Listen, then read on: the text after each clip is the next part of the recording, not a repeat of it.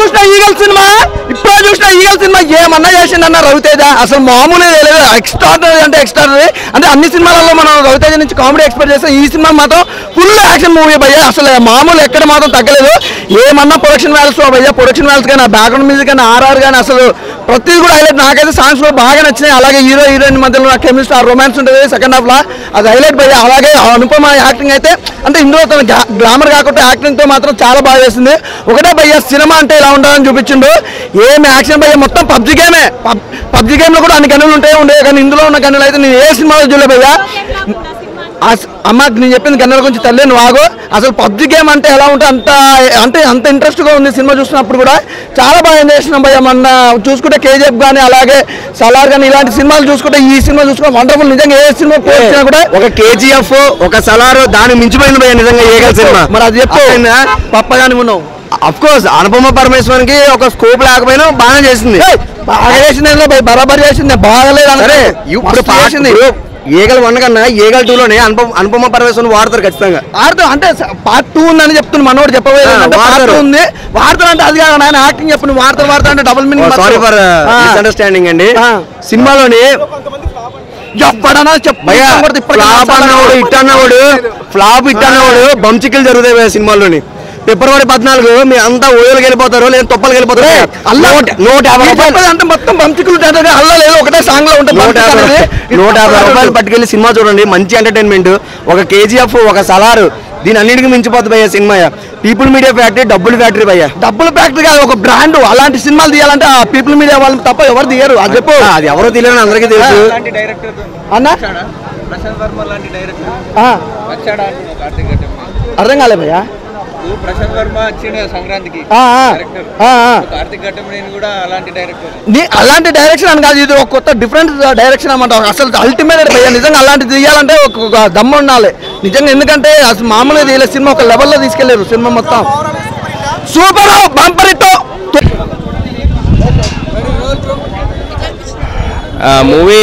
Okay eagle okay చూసినప్పుడు అనిపించింది ఏంటంటే సో ఇంట్రడక్షన్స్ ఇవ్వడానికే సరిపోయింది, ఎలివేషన్లు ఇవ్వడానికే సరిపోయింది. ఏముంటుంది ఎప్పుడు వస్తాడు మొత్తానికి అయితే వస్తాడు. సీరా వచ్చాక ఈ అనుపమ పరమేశ్వర్ ఇచ్చే అంటే ఆ ఎలివేషన్ షాట్లు ఒకసారి 2 సార్లు అంటే అనుకోవచ్చు.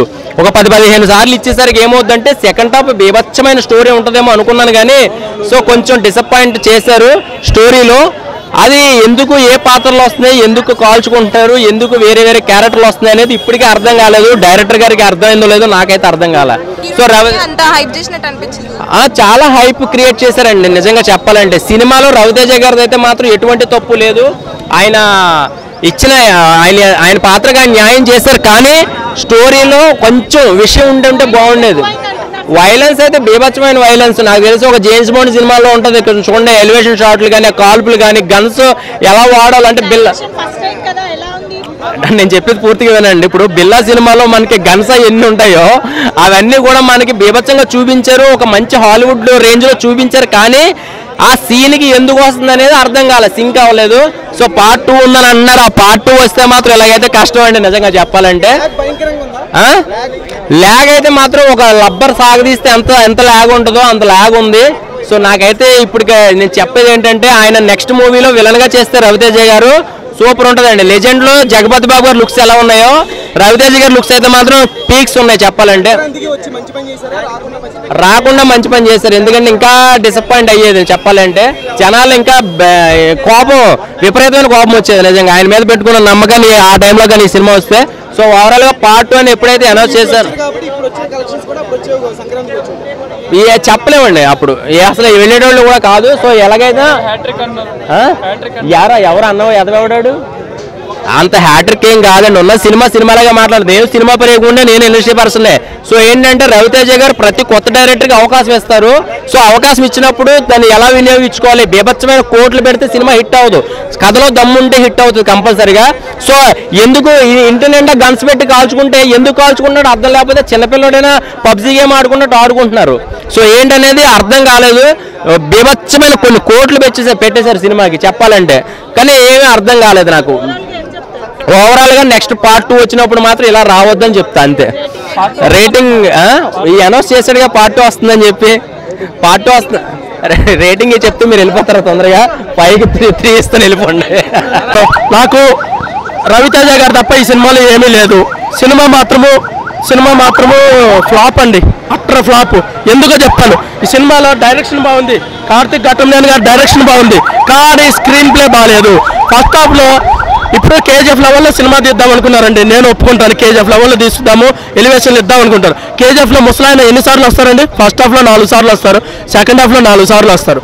ఈ సినిమాలో అనుపమ పరమేశ్వరన్ గారు same screen play ఎలాంటంటే Gita గోవిందంలో Nithya Menen గారు, విజయ్ దేవరకొండ గారు స్టోరీ చెప్తా ఉంటారు కదా, అలా స్టోరీ చెప్పుకుంటా వెళ్తారనమాట.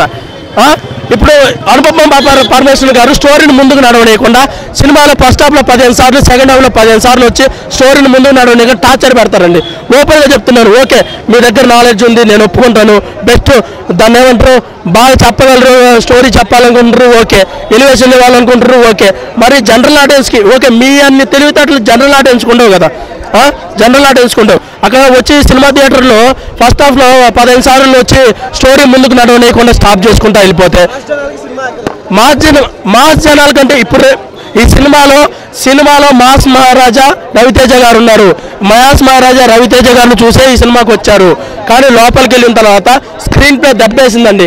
స్క్రీన్ ప్లే ఓపెన్గా చెప్పేస్తున్నాను కదా, ఫస్ట్ హాఫ్లో 15 సార్లు, సెకండ్ హాఫ్లో 15 సార్లు వచ్చేసి అనుపమ పరమేశ్వర్ గారి క్యారెక్టర్ టార్చర్ పెట్టిద్ది అనమాట. సినిమా ఫ్లాప్ అండి, utter flop cinema. Only screen play వల్ల నాశనం అయిపోయిందండి సినిమా. కేజీఎఫ్తో ఎందుకు కంపేర్ చేస్తున్నారంటే ఆ డార్క్ థీమ్ అవ్వచ్చు, దాన్ని ఏమంటారు ఎలివేషన్లు ఇవ్వాలని అనుకోవడం కావచ్చు, వీటన్నిటి వల్ల కేజీఎఫ్తో కంపేర్ చేస్తున్నాం. అంతేగాని కేజీఎఫ్ లాంటి స్టోరీ ఏం కాదు, పెద్ద స్టోరీ ఏం కాదు ఇది.